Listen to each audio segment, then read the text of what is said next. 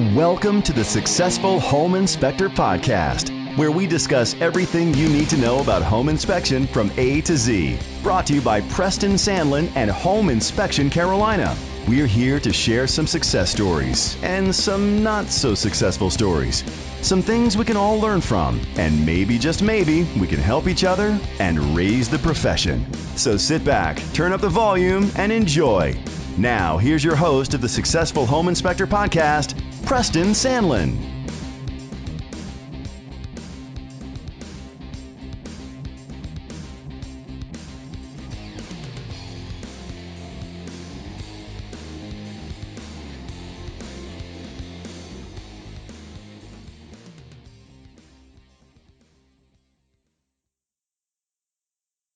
Guys, let's face it, the Yellow Pages are dead. The old days of calling your company AAA Home Inspection and expecting to get calls from that by being number one on the Yellow Pages don't work anymore. Today, you got to be number one on the search engines. That's Google, Yahoo, Bing, or a couple of others. Billy Borner from St. Louis knows how to do this. He has been number one for quite some time, and it brings him thousands of dollars each month. I've talked to Billy, and he's decided to make this available for you. SEO Secrets. And he normally charges $49 for this instructional video, but for our listeners, we've worked out a deal where it's $39.95. For $39.95, you can bring thousands of dollars to your company each month as well. Go to the homepage, thesuccessfulhomeinspector.com, and look on the tab SEO Secrets. Click on that and go to Billy's link. All right, listeners. Well, I have a special treat for you this evening, or whenever you're listening to the call. I have Chris Thornberry, and Chris Thornberry is pretty unique because when I started out with this podcast, I wanted to interview home inspectors, realtors, and vendors, and he's two of the three. He grew up in a home inspection family, and he's also a vendor, and actually his mother's also a real estate license, so maybe he's 3 for 3. So how you doing this evening, Chris? Pretty good, Preston. Thanks for having me.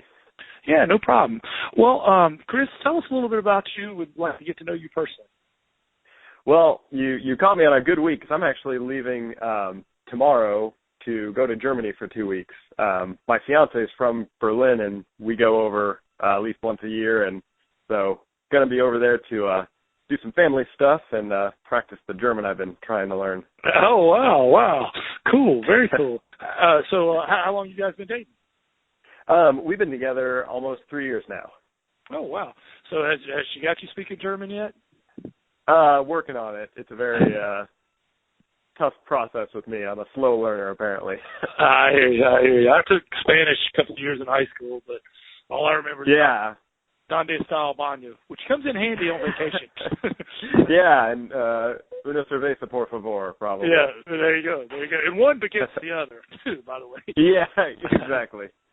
All right, Chris. Well, not many people grew up wanting to be a home inspector, but you actually grew up in a home inspection family. Tell us what it was like growing up in the Thornberry residence, and how much did you guys help out with the business and whatnot? Yeah, one of my earliest memories was at my parents' office. Security home inspections, the first I remember was located in a building on 3rd Avenue in Carmel. I know it started in their home, but one of my earliest memories was going into their 3rd Avenue office, and an uncle of mine worked there at the time, and I remember he would pay us, my brothers and I, like $0.25 to clean a section of the office or to file client folders in this like endless sea of 4-drawer filing cabinets. It was this never-ending process. Pre-computers, I suppose. Oh, yeah.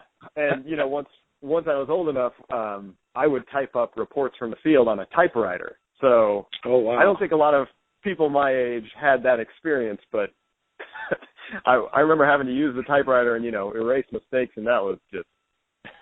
Oh, yeah. When I was in college, I typed papers on typewriter. Let me rephrase it. I paid people to type papers for me because I can't type, man. I took type in junior high, and somebody rearranged all the letters, and it was just awful. Yeah. Well, Chris, you've pretty much been associated in one way or another with the home inspection business all your life, and you mentioned your brother. Now, there's 3 of you guys, right? That's correct. I'm the middle one. That's what I was getting ready to ask you. Another one. Okay. Well, and one of your brothers just got married, correct? That your mom. He did. Oh, okay. Wow. Yep. Congratulations. Was it where was it Miami or somewhere? She said it was. Yeah, and it was in Miami. And my first time down there, that was a really cool experience. Cool. Well, I'm actually in Key West right now. Is where our kids are at camp, and so my wife and I, I've never been to Key West, so it's a beautiful place. Pretty. It's fantastic. That's one of my favorite spots. The water down there is just unreal. Yeah, it is, and the people are. They're pretty. It's entertaining. I'll just say that. I think you'd fit right in. I mean, with my pants. Yeah, exactly. I'm actually pretty conservative compared to some of the folks here. Cool. I believe it. Well, in all the stuff you grew up with the home inspection business, besides the typewriter stuff, what's some of the changes that you've seen in the home inspection business, Chris? Oh, that's a good question. I mean, I've seen their office transform, and obviously their business grew over the years. So, so that was kind of a reason for some of the changes, but definitely the digitization, moving things online and bringing software into it. I remember when it wasn't too long ago that they still had the basement filled with those rows and rows of file cabinets, and they held on to each file for I don't remember exactly how long, 3 or 5 years before they would shred it, because otherwise they would just amass just too much stuff. So I kind of thought it was interesting. That was a huge change to go, suddenly completely paperless, and all you're dealing with is pre-inspection agreements, and then even now people are doing those digitally. So yeah. And probably all that stuff that was on the basement you could probably get on an external hard drive now. Exactly. Yeah, you take what was this huge square footage room and then take it down to something you could fit in your pocket pretty much. Yeah, I finally done that with my receipts and stuff. I just had garbage bags full of receipts. And finally I've got to where I just take a picture, and scan them and, right on my phone, and, so I don't have all that mess anymore. So I've got records. Yeah. Well, and, another part of that is the reporting, like out in the field, like when we were typing up the handwritten notes from the field into a report at the office. That's streamlined if you have your laptop out in the field and you're kind of making your own report out there. I mean, that's a big change too. Absolutely. Well, and this sort of leads into some product service that you offer, which I actually buy, and that's one of the reasons I wanted to interview you, because I buy your one of your products, your videos. But I don't want to steal your thunder or anything. Tell us a little bit about your product that you offer home inspectors, Chris. Yeah, so we came up with a series of home maintenance videos that show first-time or newer homeowners how to do the basic things that every homeowner should know how to do. And we came up with this concept when we were doing some videos for a local plumber's website, and he was explaining to us that he would get called out regularly, like a good percentage of his calls, he would show up and realize that this person just didn't realize how to plunge a toilet correctly or didn't know how to change a flapper. And so he had this internal struggle. Do I charge my minimum fee of $75 or something to send a truck out, or, do I be the good guy and eat the cost to help this old lady fix this problem? And so he wanted us to create these videos so when he got those calls, if that's what he suspected might be the case, he could just send them out and say, hey, take a look at this. And so after we worked with him, I talked to my parents and I said, I don't know how to do this stuff, and, my parents' knowledge didn't magically rub off. And so if I have a problem in my house, I still call to, what do I do here? But so I asked them, what do you see regularly on a home inspection? And there seems to be a lot of stuff that, as you're doing a home inspection, you make a note of it in the report, but really, if you had a Phillips head screwdriver in 5 minutes, you could probably make it a non-issue and just take care of it. Right. And so that was kind of the thought behind it. A lot of people, first-time homeowners, might not be handymen, and this gives them just a little knowledge to either take care of a problem themselves or be able to know what they're talking about when they do call a service guy. So going back to the product we create, we've got these 50 videos that walk you through all kinds of stuff, plumbing, HVAC, some simple electrical stuff, a lot of just home maintenance across the board. And we sell them in packages of 10 or on a monthly subscription basis. And what it does for home inspectors is it gives you a post-transaction marketing tool to send a thank you to real estate agent partners that you work with, or buyers if you happen to keep communication open with them after you do the inspection. It gives you that extra thing to kind of say thank you for your business, you know, as you're enjoying your new home. Take a look at these videos if you run into anything and might need some help getting it done. Right. Well, and I'll take it a step further because I bought Chris's videos, and they're very professionally done, professionally narrated. He puts in your information, and they're all like I'm trying to think of one, like baby-proofing your home, and there's a couple of different ones. How to hang a picture, like on a stairs. You know, there's actually an art to that. You explain it very well, and I tell you, I started putting it on Facebook, and Chris, and then I got a lot of realtors that really liked it. You know, and of course I'm branded all over it and put your logo. And, I mean, you would do that for whichever home inspector. Yeah, absolutely. And they wanted to put it on their websites, so I was like, voila, absolutely you can, because you know. So I did two things, Chris. I bought a whole bunch of thumb drives and put them all on there and sent them out to all my realtors and said, have at it. Put them on any of your social media, web. And then the next thing that I did was, I drop one every so often, and the realtors really love it. I said, hey, if you want one of these to put on your website, you can either, copy this link or you can download it here. And I just gave them the link to my Dropbox.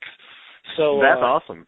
Yeah, so all these realtors all around, home buyers are going to their website, and all this good information, home maintenance stuff, it's right there. And, oh, by the way, brought to you by your favorite home inspector, with all my information there. So exactly. I love it. And, yeah. And they're coming out. I mean, I hope I'm not messing you up here, but I think they come out to about $100 a video. And when you buy them, go ahead. When you buy them in the packages of 10, it does, and then we do the monthly subscription for $125 a month. We'll send you a new video each month. Right, and I mean, I know there's a lot of inspectors out there going, oh, whoa, I can do this myself, and I do have a bunch of homemade videos, but all mine look like the Blair Witch Project. I'm trying to hold the little camera and do things at the same time. I mean, I don't know that much. You said, you don't know that much about home repair. You defer to your parents. I don't know that much about filming and lighting, and apparently you do. So, well, yeah, I mean that's a good point, because when we research any topic, one of the first things we do is do a quick YouTube search ourselves to see what else, who else has made a video on this process. And for the most part, you're right. We find, really intelligent and well-intentioned service technicians walking people through this, but most often they've got their camera phone in their hand turned around at themselves, and they're trying to film it while narrating it and all this stuff. So that is where we bring our expertise as video producers to set up the shots, light it, make sure we get a camera angle in some often difficult angles, like under a cabinet in a sink or in the tank of a toilet, that sort of thing. So that stuff's hard to film on your phone. Sure. And that's actually your business, isn't it? Is it Green Sky Media? Is that the name of it? That's correct, yeah. So what in all, you do all kinds of media stuff? I know you do this for home inspectors, but do you do professional shoots and things? Or tell us a little about your business. So a lot of the other productions we do are corporate and commercial videos. So today I'm doing 3 shoots for a local visitors bureau. So we're going to a water park, community center, and a restaurant that's located on a lake here. So pretty much we'll do any kind of video production that is a produced environment where we have the opportunity to light, get the right camera angle, and really control the image and the sound quality and that sort of thing. Awesome. Now, is that you doing the voiceovers? I mean, it definitely sounds like the radio guy. It is. Yes. That's cool. It is. Cool.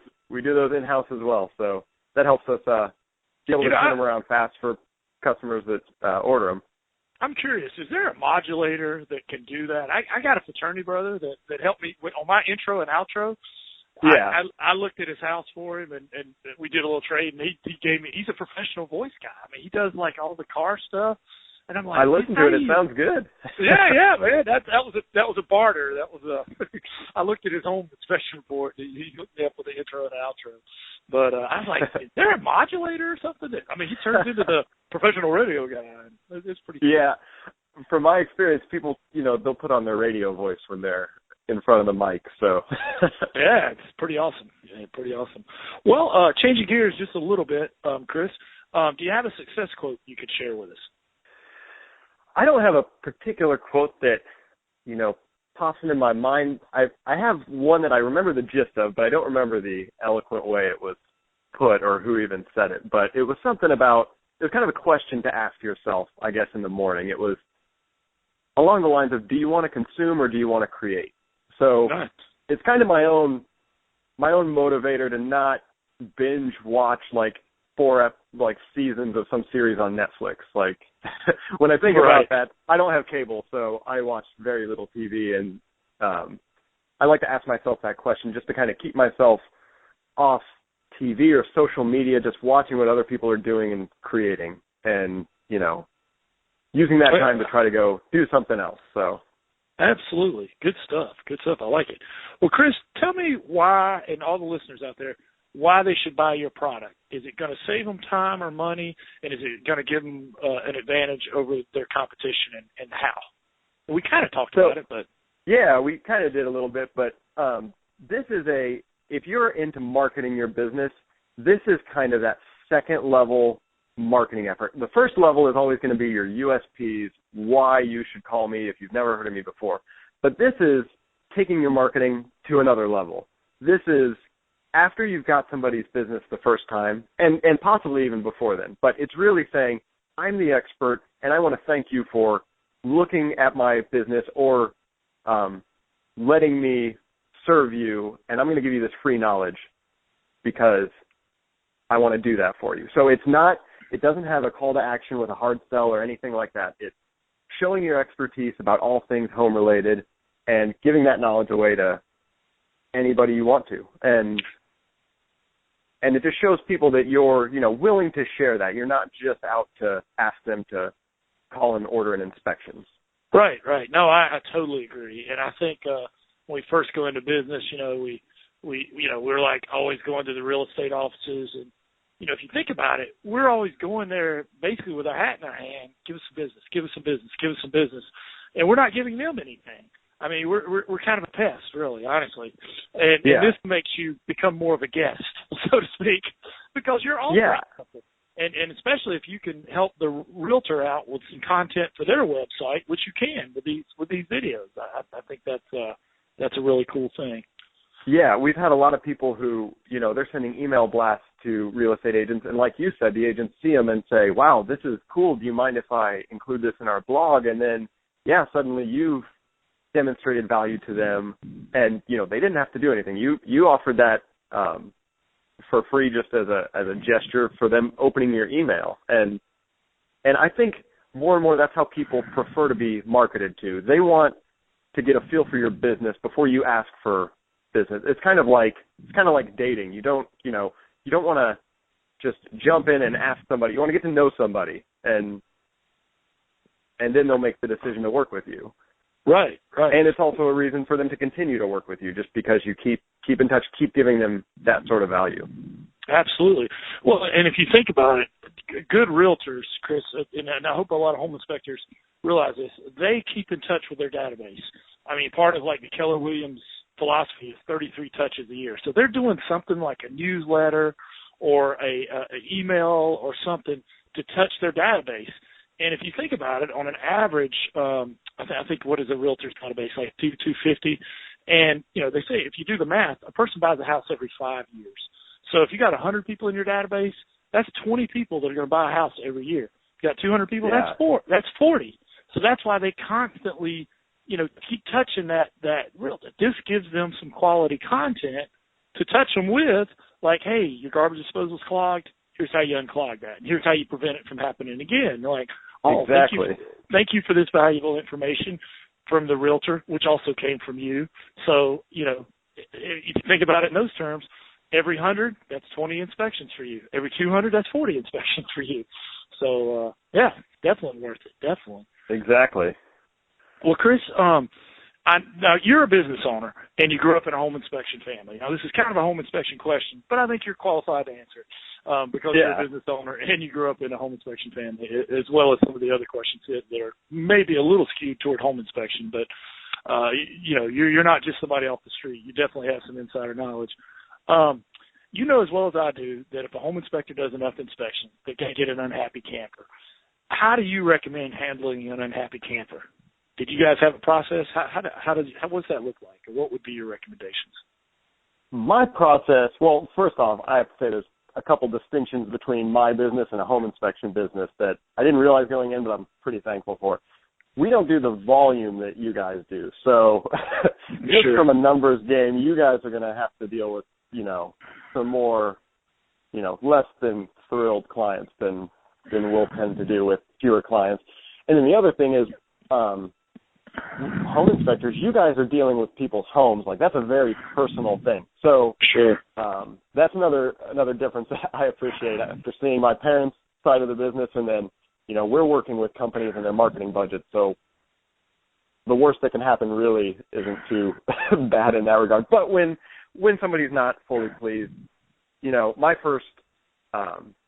the first thing I like to do is just pick up the phone. I like to be able to, just talk to somebody where you've got the tone behind the words. And so if I see anything in an email start to slip, towards a little negativity, I like to pick up the phone just to make sure everybody's on the same page. Because usually some communication can clear it up. Right. Because when people realize that they're dealing with other humans, they're not as, judgmental or jumping to conclusions as you do when you have a lot of emails back and forth. I think emails lose a lot of elements of communication that's really important for other people. Totally agree. And people can be a lot nastier on an email than they can, I think, than they can be in person. Exactly. Well, Chris, we're going to get to some highs and lows here, but first, let's take a pause for our sponsors. Are you struggling to make your home inspection business grow? Well, have I got the answer for you. HomeInspectionFlyers.com. At HomeInspectionFlyers.com, you get 5 flyers a month. There are 3 sales flyers and 2 recipe flyers. And you can customize them to exactly what you want. And these make great flyers when you go to the offices to put in their boxes, especially if you're doing like candy bowls or something along that nature. Like I said, it's 5 flyers a month for $29.99, and they're very creative. And you just put in your information. They come as a publisher file, and you just put in your information, and then you send them off to get printed. You can send them off online, and you can get color copies for less than 10 cents a copy. It's a great way to go. I went from being a 1-man home inspection firm to a 7-man home inspection firm on this one strategy alone. So try it today. HomeInspectionFlyers.com. Thanks. All right. Well, folks, I am back here with Chris Thornberry. He has been dropping some gold nuggets all over the place. And he's got a unique product for home inspectors, some home maintenance videos, and I got a feeling he'll probably come up with some more stuff along the line because he's an entrepreneurial thinker. But Chris, tell us about a time when you failed. Take us there and what you learned from it. So we had an ad agency that we worked with, and we had done a lot of work for big clients. They brought us some big name brands, and they came to us with a particular client and a big shoot that we were going to do that we did down in Austin, Texas. And kind of what we didn't realize going in was that this client, so we were working with an ad agency and they bring us their brand client. And so we had never worked with this brand client before.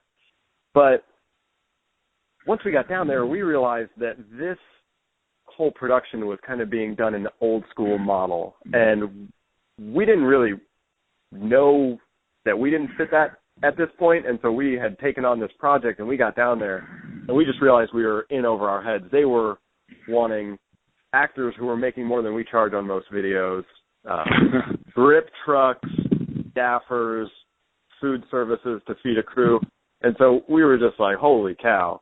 And so that project did not go well because it just was not our style, and so it was a nice learning experience because it really made me feel comfortable with the size of production firm we are, the quality we can do with the size that we're at, and now I know exactly how to position ourselves when we see somebody that's more old school like that. Right. In a parallel with home inspection business, I think is when something comes in that's just I got a couple of big commercial inspections come down the line, and quite honestly, our guys aren't. I refer them to Arnold because he's taken some training. I think some of his guys have done that Carson Dunlap thing.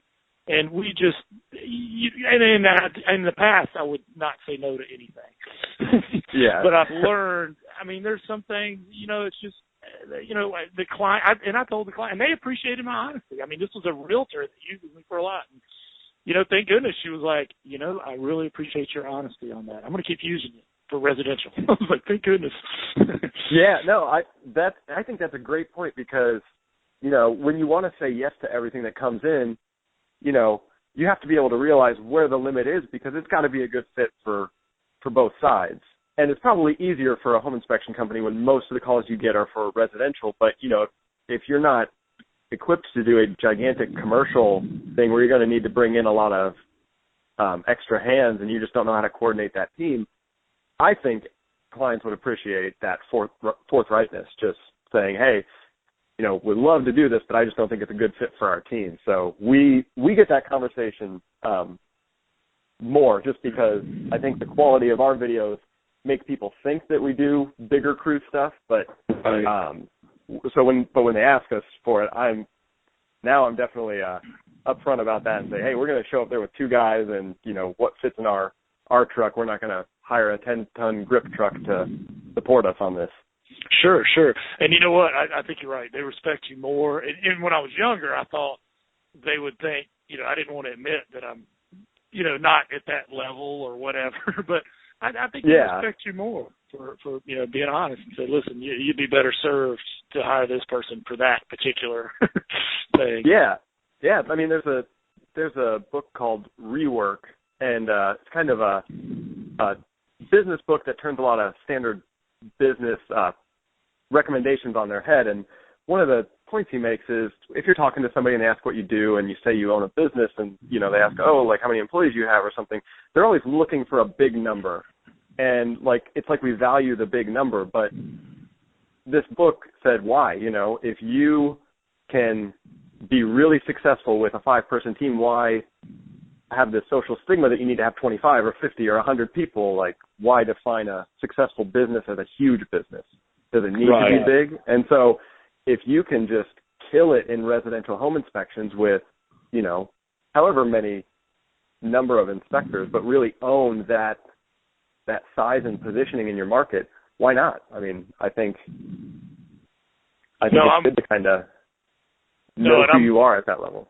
And I'm with you. And sometimes, diversifying is diversifying. Yeah.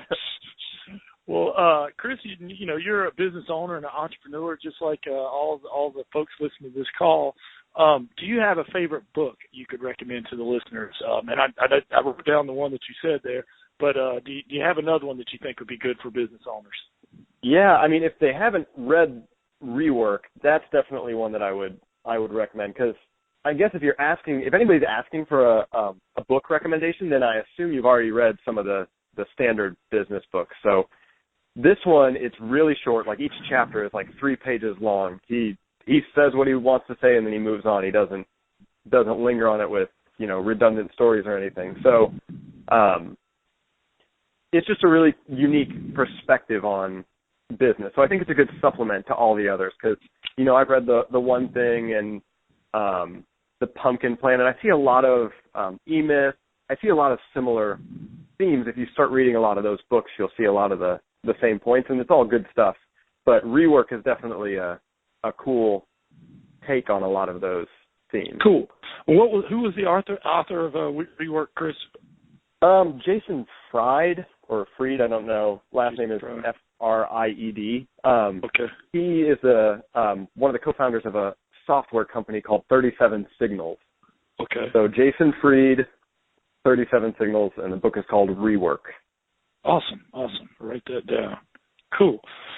Well, tell us, Chris, is there any way you are thinking about improving or your products or service in the future, or what do you have cooking in the future for Green Sky Media? Yeah, well, we're, as a video company, we're kind of in the broader tech industry, and I feel like stuff is changing all the time. So we're constantly trying to figure out where the best way to get these videos will be and how are people going to consume them. So I know a lot of people are more and more using a WordPress backend website. So that's one thing that I'd love to offer a solution for, because I know if you get up to 50 videos, that's a lot of videos to put on your website with these home maintenance videos. So organizing them will be important so people can keyword search and, because not everybody knows that a toilet flapper is called a toilet flapper. They just know that their toilet's leaking. It's just running. So being able to keyword search. So we're doing some WordPress research. So that way when you want to recommend to somebody your home maintenance library, you can, give them a business card or send them a link to a page that has this, and it's easily searchable for all the videos that you've got, and not just, throwing them all up embedded on the same page. That's awesome.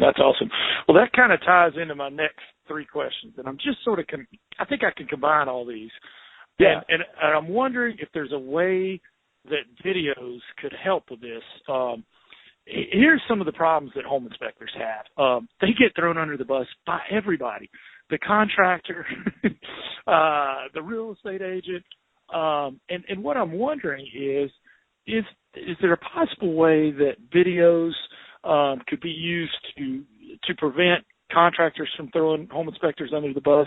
Or another thing that really bothers me is contractors that use fear, like some of these mold guys or HVAC guys. And I know you might be thinking, where are you going with this, Preston? I mean, is there some way we could put some videos out there that could make homeowners more knowledgeable so they wouldn't fall victim to some of these opportunistic contractors? Is that possible? That's a great question. From a communication standpoint, letting any homeowner or buyer or seller know that, hey, here's how we do this process. We're not going to catch, there's no possible way you can catch everything. We're not looking inside each wall and that sort of thing. Setting the expectations beforehand, I think is important, but I don't think that prevents it. I'm shocked that it happens as much as it does, and I think it's a catch-22 for home inspectors because, on the one hand, you want to stick to your principles and say, no, I couldn't have found this and, fight it, but, you don't want to be antagonistic with your clients, and it might be cheaper just to, figure out what they're asking for and do that rather than fight it on principle. So, I don't know if there's a way you can communicate beforehand that expectation of what you do and how you, mold, for example, what you do to detect mold and where there might be some blind spots and let people know. I know a lot of that's disclosed in pre-inspection agreements, but that doesn't stop some complaints. Yeah, well, and sometimes there's situations where, it was like something found behind the wall or something like that. And now there's could you have seen it or not? But there's also some of these guys, Chris, they tell them they've got a mold problem when they really don't. I go back out there and I'm like, that's the thing that bothers me. But the problem is, you did the inspection, everything was fine, but now this mold guy has put this in their head. And, I don't know what the psychological, when you read about something and now you think you have the symptoms because you just read about it, there's some sort of, I forget what the psychological name for that is, but I think that's what happens. And now they've got it in their mind, and they've got small children. And, man, I don't know. I'm just wondering if there's some way, with videos or something. I don't know. That's something to ponder. To ponder that. Well, let's turn it a little bit happier, Chris. And we just got a couple more questions to go here. I know you got to get on to your video shoot. Being around home inspectors as much as you have and growing up in the home inspection business, what is the wildest, craziest, or weirdest thing you've ever heard found on a home inspection? I don't remember who I heard this story from. I can't remember if it was my parents or maybe somebody else that I saw post on Facebook, but it was something about all these like snake skins that were found in an attic. And I don't have like a particular fear of snakes, but that still freaked me out to think that like snakes were just repopulating in an attic. Oh, wow. Yeah, that's inaccessible. That's what we call inaccessible. Well, Chris, do you have a training or internet marketing resource you'd be willing to share with everyone, or something like that you think would be helpful?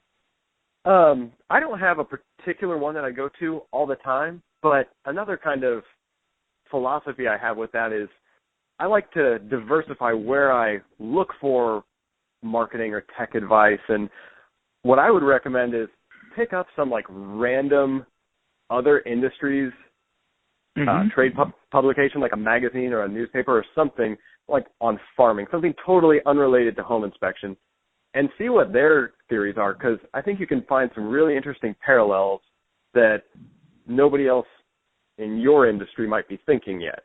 But a lot of the marketing and business fundamentals will be there, and it's an interesting way to look at it with a fresh perspective, because I think when we look at our own industry reports and publications, we get kind of bogged down and we get too obsessed with our own technical side of things. But if you look at somebody's world that you know nothing about and see what they talk about, it's a really interesting perspective. And I think being in video production, we have a unique opportunity to do that because we work with all kinds of customers and kind of get exposed to that just naturally. But I think that would be an interesting exercise for home inspectors to do too. Try to pick up something that's just completely a world you don't know and see if you can understand what their marketing theories are. Absolutely. Well, Chris, how could some of the listeners, if they were interested in your product, could they see some samples and get in touch with you, or what? How could they find out more about the stuff that you do? Absolutely. Our website, greenskymedia.com, is a great way to contact us. You can find our phone number on there, and when you call our office, if I don't answer the phone, then Jared, our lead editor, will, or Justin, our new guy, will answer the phone. We're the guys who answer the phone when it rings, so we're happy to answer any questions or tell people more about the product. We have these products out on a lot of home inspection companies' websites. Obviously, they're all on securityhomeinspections.com. They have a DIY maintenance videos tab, and then you could see all 50 there. And we also have, if you search for them on YouTube, they have a playlist with all 50 videos there, so you can check them all out. Awesome. Good stuff. Well, Chris, you have been more than generous with your time. I appreciate it. I know I'm holding you up. Is there any thing that I should have asked you that I didn't ask you? No, I think we covered a lot of good stuff. I appreciate all the questions. You got me thinking on a few of them. Well, cool. Well, I'll let you get to your video shoot, and thank you so much for your time, Chris. I really appreciate it. Thank you, Preston. All right. Have a good one. You too. Bye. Thanks for checking out the Successful Home Inspector podcast. You can find show links at thesuccessfulhomeinspector.com. Check out the website for special offers, information, and other resources. Thanks again for listening to the Successful Home Inspector podcast. And remember to check back for new episodes. The Successful Home Inspector podcast is brought to you by Preston Sandlin and Home Inspection Carolina.